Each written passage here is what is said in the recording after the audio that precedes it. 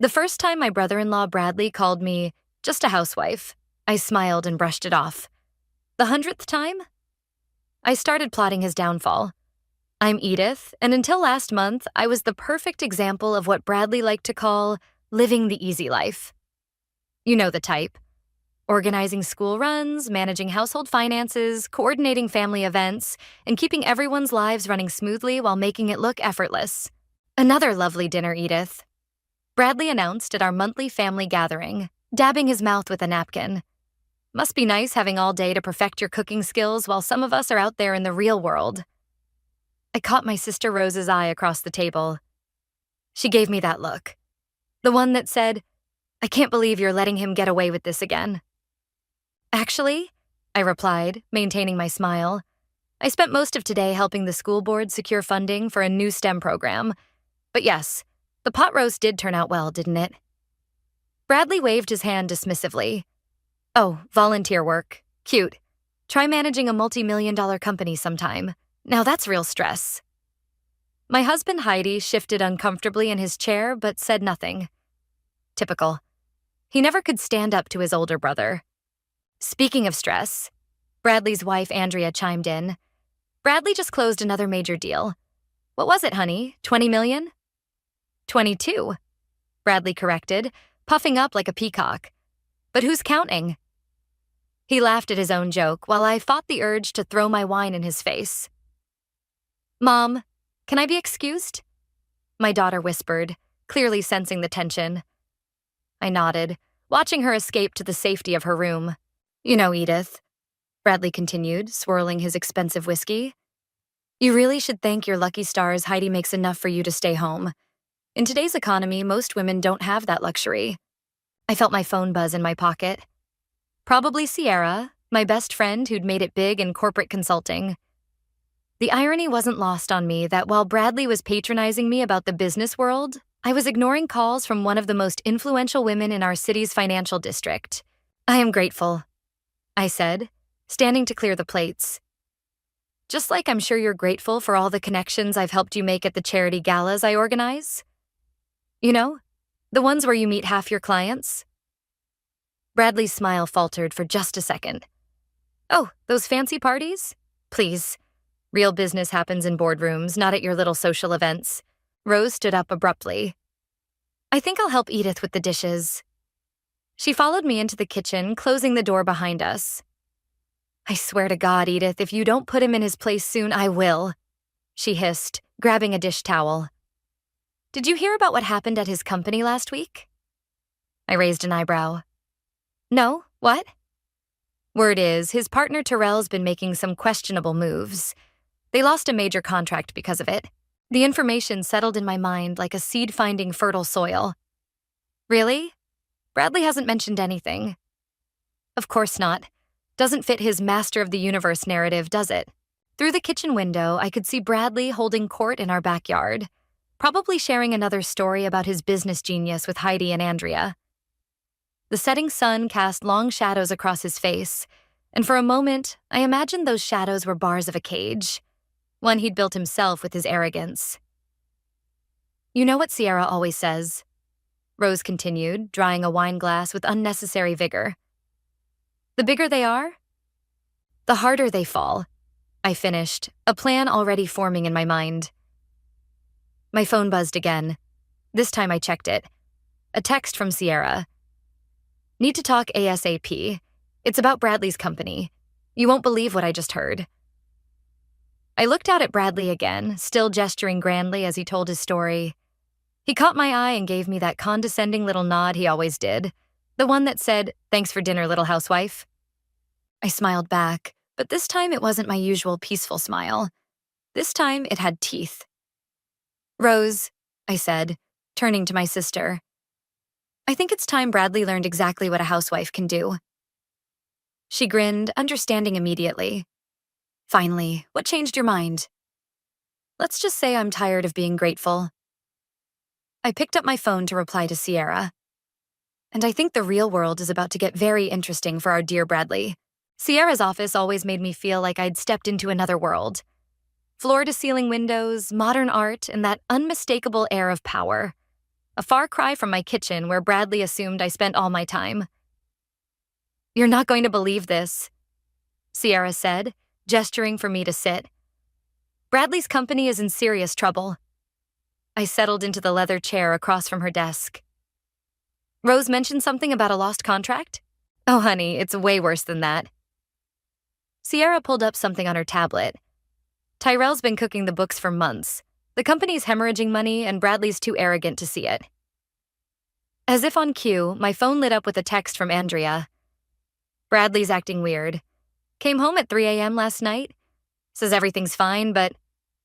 "How bad is it?" I asked Sierra. "Bad enough that my firm's considering a hostile takeover." She leaned forward. "And here's the kicker.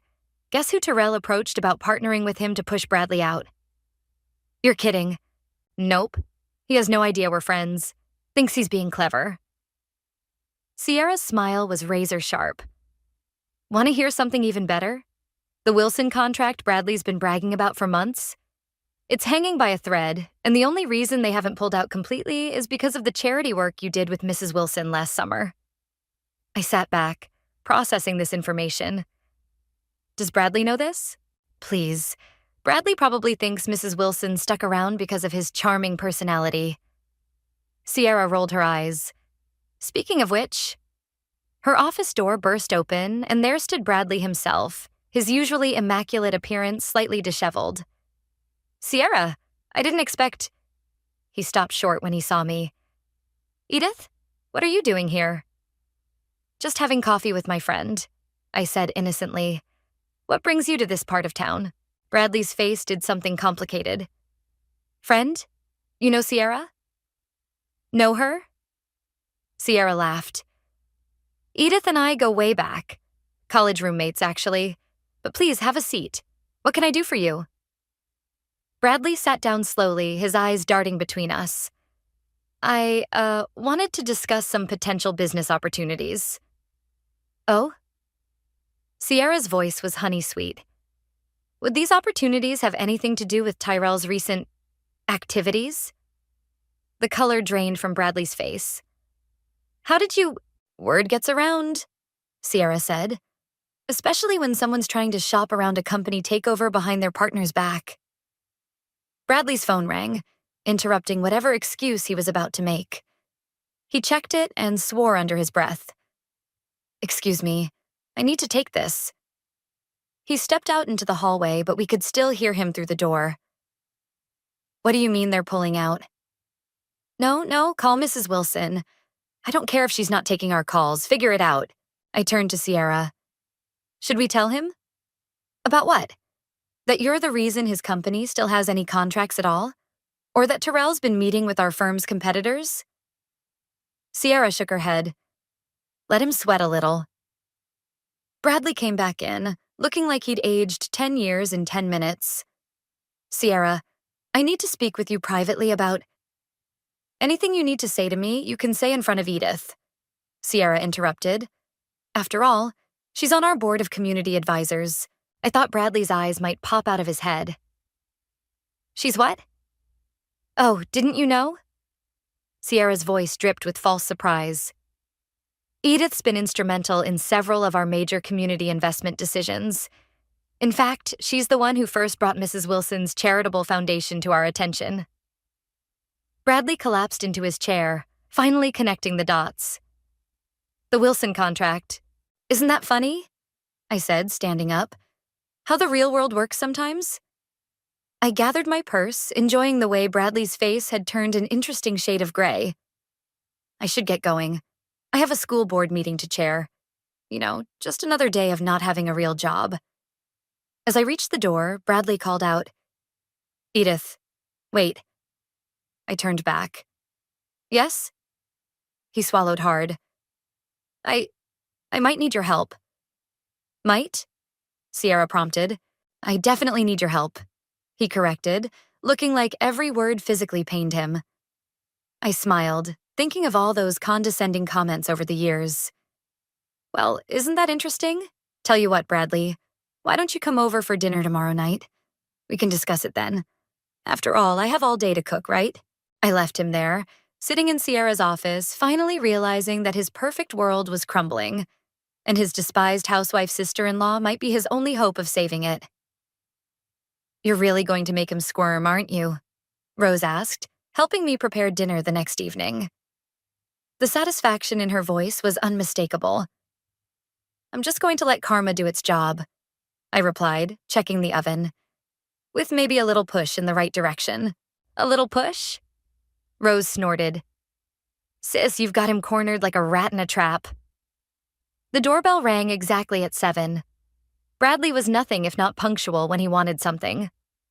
I took my time answering it, smoothing my apron deliberately. He stood there looking distinctly uncomfortable, holding an expensive bottle of wine. Andrea hovered behind him, her usual confident smile nowhere to be seen. "Come in," I said warmly.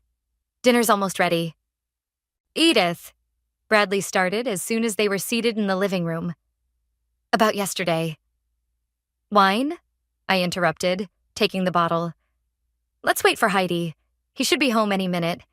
And I invited someone else who might be able to help with your situation." Right on cue, the doorbell rang again. Bradley's face went pale when he saw who it was. "Mrs. Wilson." I greeted the elegant woman at the door. "Thank you so much for coming." "Margaret, please," she corrected, embracing me. "I wouldn't miss this for the world, especially after that wonderful work you did with our Foundation's education initiative." Bradley nearly choked on his wine. Heidi arrived moments later, and we all sat down to dinner. The tension was thick enough to cut with a knife.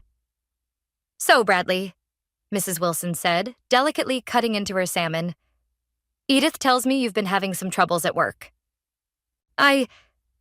Well," Bradley stammered, shooting me a panicked look. "It's nothing we can't handle." Andrea jumped in, ever the loyal wife. "Bradley always figures something out." "Does he?" Mrs. Wilson raised an eyebrow. "Because I heard some rather disturbing things about your partner Tyrell's activities. Things that make me question whether we should continue our contract at all." The color drained from Bradley's face.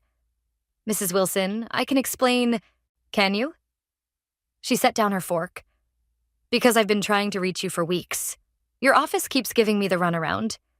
The only reason I'm here tonight is because Edith called and assured me you were worth giving a second chance."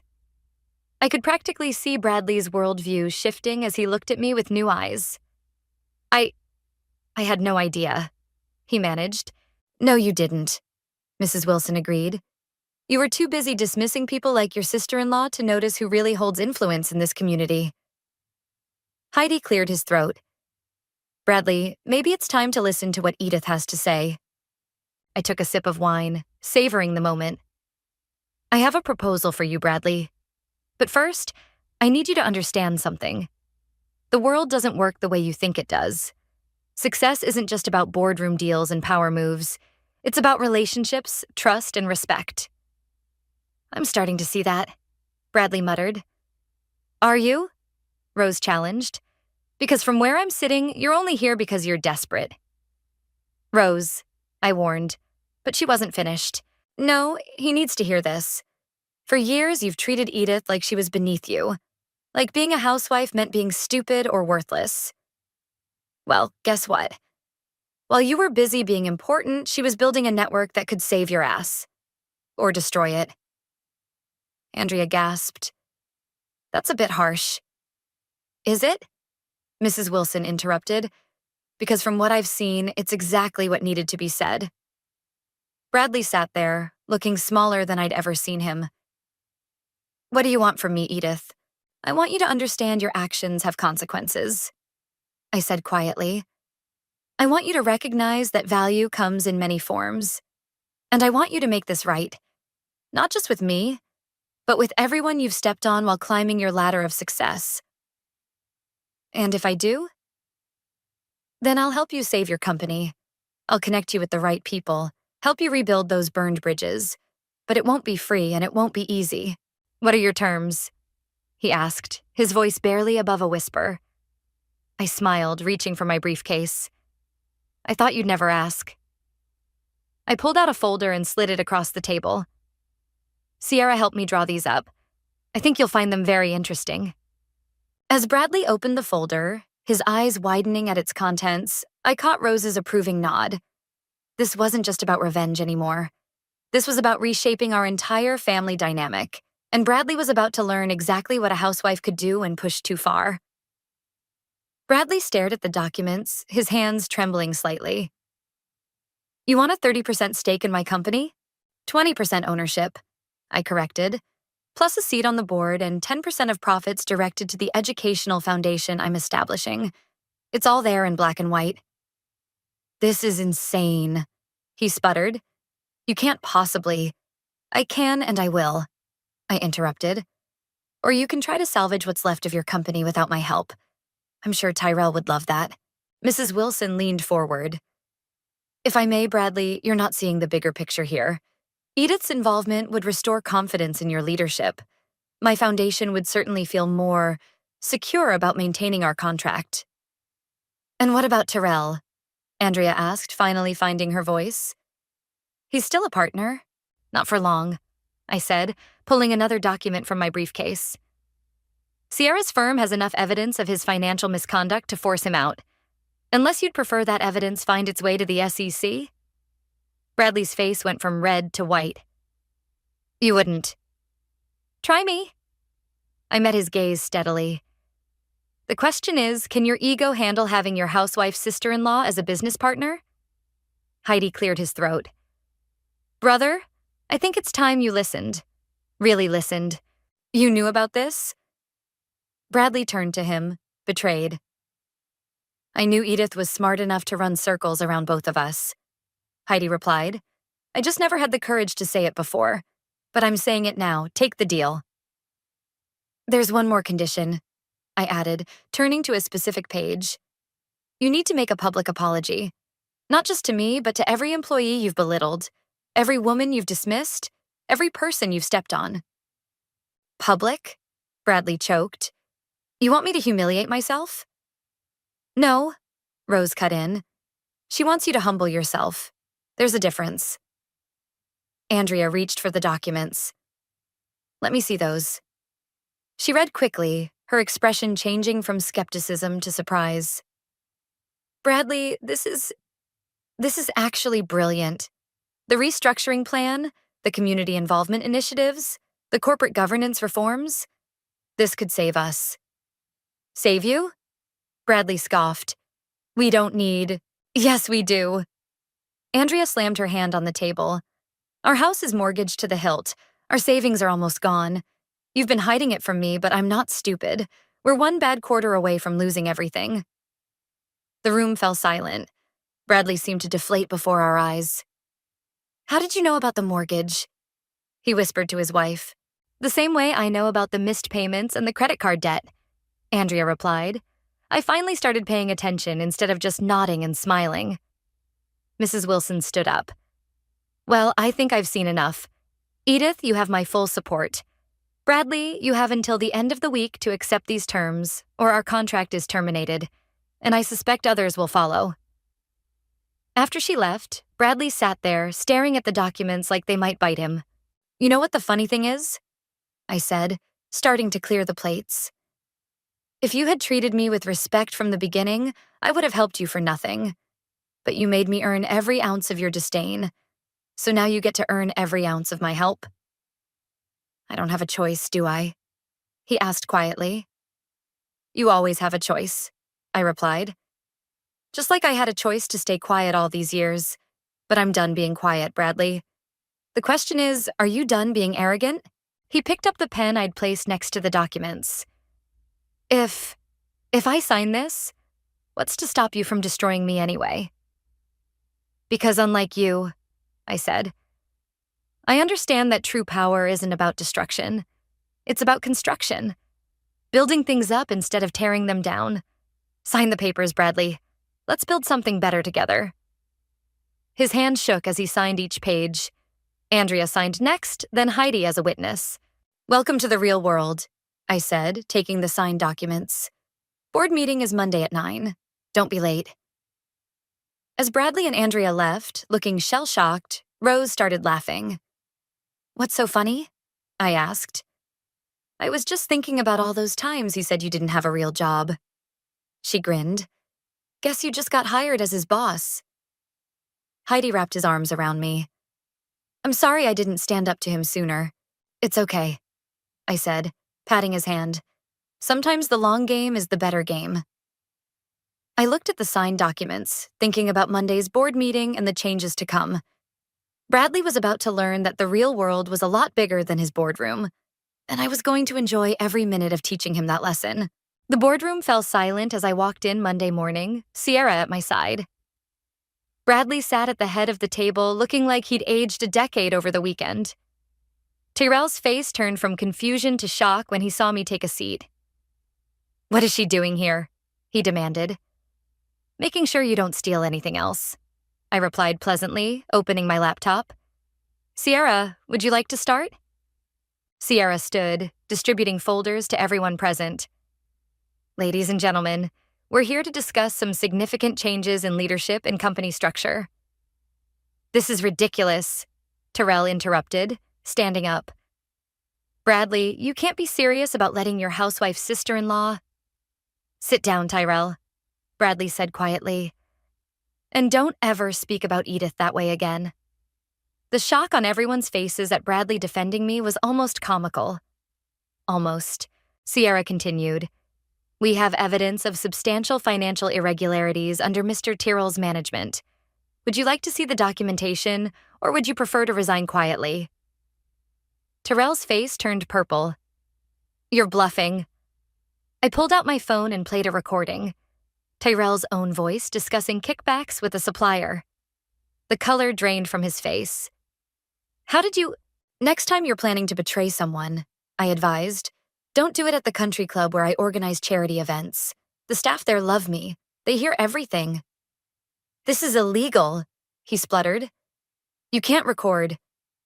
Actually, Sierra interrupted, Georgia is a one-party consent state. And besides, you were in a public space. Now, about that resignation. Tyrell grabbed his briefcase and stormed out, but not before Bradley called after him. We'll be in touch about repayment arrangements. The door slammed. I turned to the remaining board members. Now, let's discuss the company's new direction. For the next 2 hours, we laid out plans for financial recovery, corporate restructuring, and community engagement initiatives. Bradley remained unusually quiet, speaking only when directly addressed. And finally, I concluded, the public statement. Bradley stiffened. Edith, please. It's non-negotiable, I said firmly. The press conference is scheduled for tomorrow morning. I've spent 20 years building my reputation, he protested weakly. Andrea, who had been sitting in as a guest, spoke up. And you've spent 20 years tearing down others, including your family. It's time, Bradley. The meeting adjourned, but as everyone filed out, Bradley remained seated, staring at his hands. Why didn't you expose Tyrell sooner? He asked quietly. You could have stopped this months ago. Because you needed to learn something, I replied, gathering my papers. And some lessons only stick when they hurt. I've been awful to you, he admitted. All these years. Yes, you have. I sat back down. But this isn't about revenge, Bradley. It's about growth. You're a brilliant businessman, but you're a terrible brother-in-law. I'm hoping we can fix both. By humiliating me in front of the entire business community? By showing them that true leadership includes admitting mistakes and making amends. I leaned forward. The question is, are you brave enough to do it?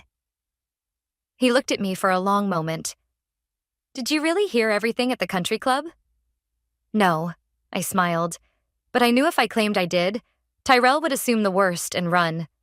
People with guilty consciences usually do. Bradley actually laughed. You played him. Like a fiddle, I agreed. Just like he played you all these years. The difference is I did it to save your company, not destroy it. Andrea touched her husband's arm. Bradley, it's time to let go of your pride. Look what it's cost us already. He covered her hand with his. I don't know if I can do this. You can, I said, standing. Because the alternative is losing everything. And despite what you might think, I don't want that. I want my nieces and nephews to be proud of their father. I want my husband to have his brother back. I want this family to heal. And the company? The company will survive. Maybe even thrive once people see its leadership has a conscience and a commitment to change. I headed for the door but paused. The press conference is at 9 tomorrow. Wear the blue tie. It makes you look more approachable. Edith, he called after me. Thank you for not destroying me when you could have. That's what family does, I replied. We help each other grow even when it hurts, especially when it hurts. As I walked out, I heard Andrea say to Bradley, she's right, about everything. Tomorrow would be hard for him, but necessary. Sometimes the path to redemption starts with public humiliation and ends with private growth. Bradley was about to learn that lesson the hard way, but at least he was finally ready to learn. The press conference was set to begin in 30 minutes when I overheard something that made my blood run cold. I was checking the podium setup when Terrell's voice drifted from around the corner of the building. Everything's in place, he was saying in a low voice. Once Bradley makes his statement, we release the documents. His reputation will be destroyed completely. And the buyers are ready? Another voice asked. They'll swoop in when the stock crashes. We'll get everything for pennies on the dollar. I pulled out my phone and started recording, carefully peering around the corner. Tyrell was standing with two men in expensive suits, passing them what looked like a flash drive. What about his sister-in-law? One of the men asked. We heard she's involved now. Tyrell laughed.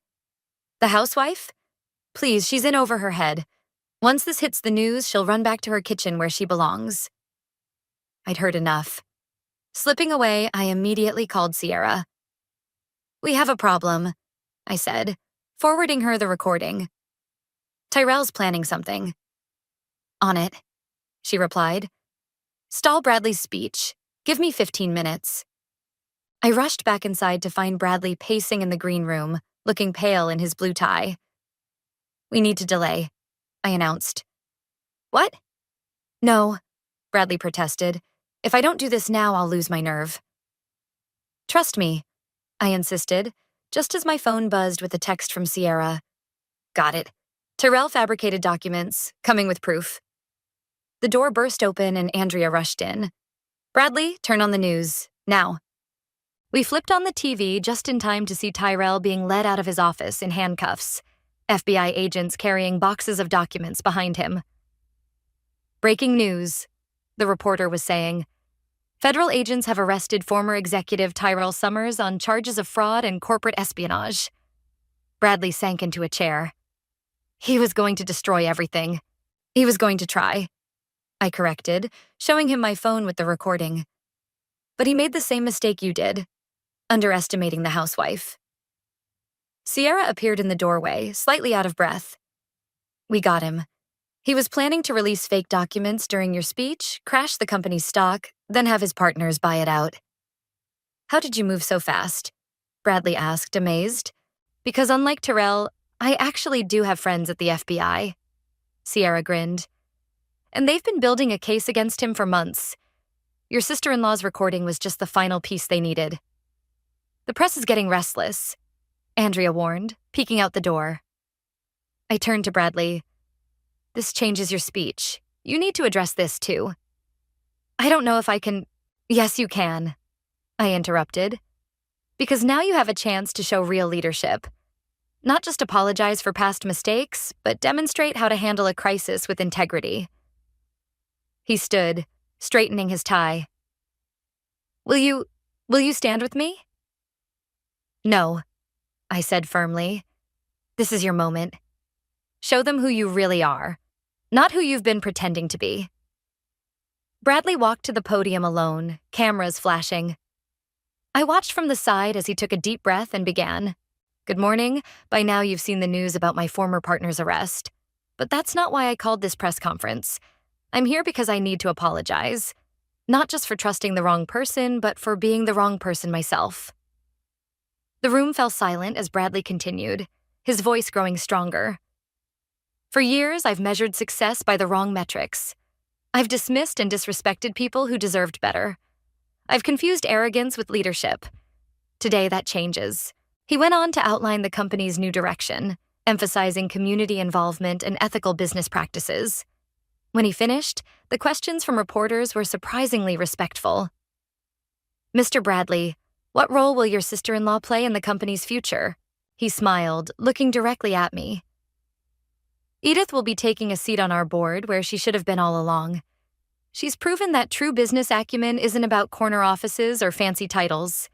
It's about understanding people, building relationships, and having the courage to do what's right." As the press conference wrapped up, Heidi appeared beside me, taking my hand. "You did it," he whispered. "No," I replied, watching Bradley handle the reporters with newfound humility. "He did it. He just needed a little push." My phone buzzed with a text from Rose. "Watching the news. Is this for real?" I typed back, "It's real. Turns out even dinosaurs can evolve when they have to." Bradley was still talking to reporters, but now he was speaking about family values and the importance of respecting all contributions to success. I smiled, remembering his dismissive comments about just a housewife. Sometimes the best revenge isn't revenge at all. It's reformation. 3 months after the press conference, I sat in my new office reviewing quarterly reports when Bradley knocked on my door. "Got a minute?" he asked, holding 2 cups of coffee. "Made it myself. From the break room, not some fancy cafe." "Will wonders never cease?" I teased, accepting the cup. "What's on your mind?" "The Wilson Foundation contract. They're expanding their commitment, doubling their investment." He sat down, looking almost shy. "Thanks to your education initiative proposal." "Our proposal," I corrected. "You did good work on those numbers. Never thought I'd be taking direction from my little brother's wife." He chuckled, then quickly added, "And I mean that as a compliment now." The office phone rang. I put it on speaker. "Yes?" "Mrs. Newton?" My assistant called. "Your husband is here with lunch, and Mrs. Wilson is online too about the charity gala."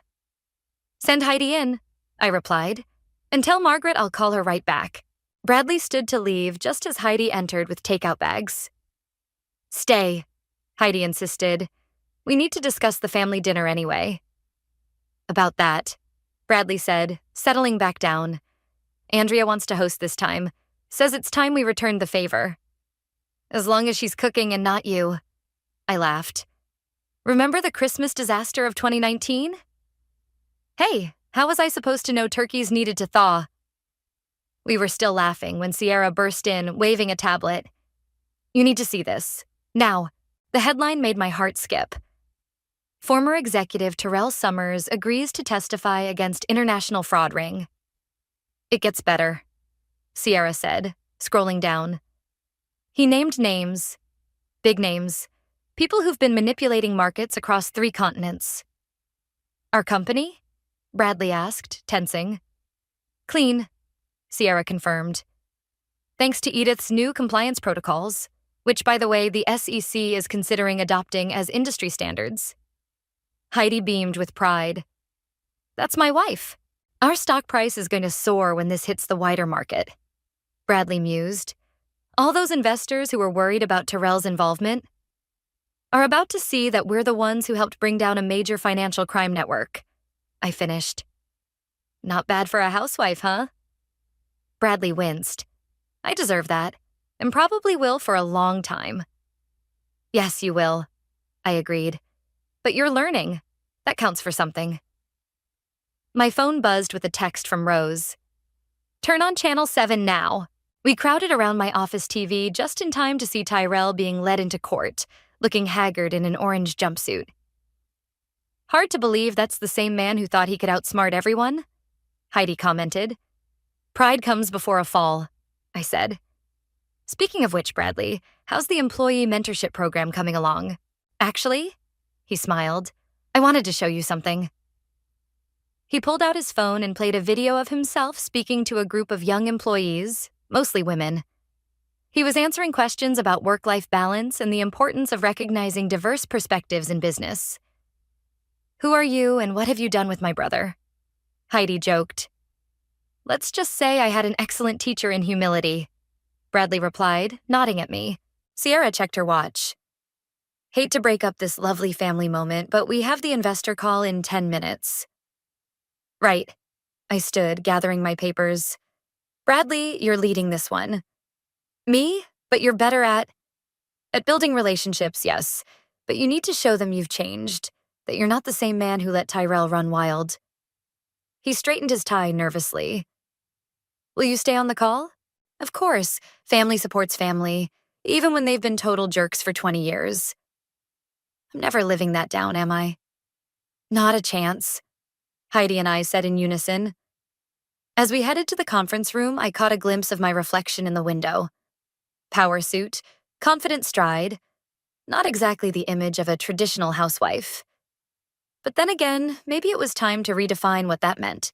Oh, Bradley stopped suddenly. Andrea wanted me to ask, for the family dinner, should she make your famous pot roast recipe? I smiled, remembering all those dinners where he'd dismissed my cooking as cute. Tell her I'll come over early and we'll make it together. After all, some skills are worth passing on. Even to those who didn't appreciate them before? Especially to those who didn't appreciate them before.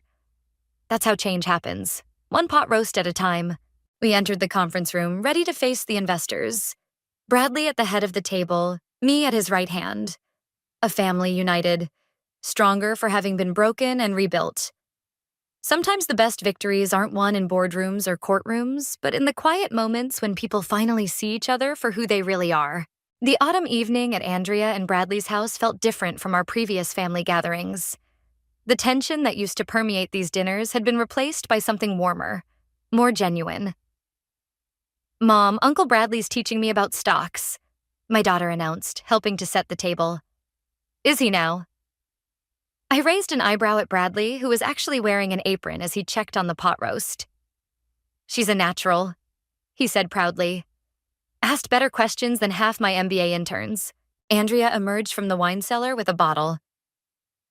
Remember when you used to say women weren't cut out for finance? Remember when I was an idiot? Bradley replied, making us all laugh. The doorbell rang. Rose arrived with Sierra, followed by Mrs. Wilson and her husband. Our family dinners had grown lately, expanding to include the people who'd helped reshape our lives. Something smells amazing, Sierra said, sniffing the air. Bradley and Andrea's first solo attempt at my pot roast, I explained. I only supervised this time. And only had to stop them from burning it twice, Heidi added, earning a playful glare from his brother.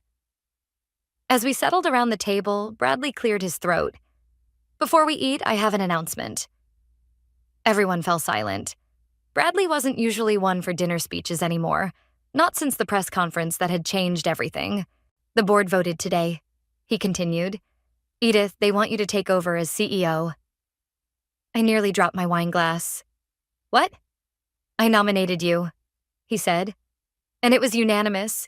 Even the old guard agreed. You're the right person to lead the company forward. But you, I started. We'll be stepping into a new role as chairman of the board, he finished. Focusing on what I do best, strategy and partnerships. But the day-to-day leadership?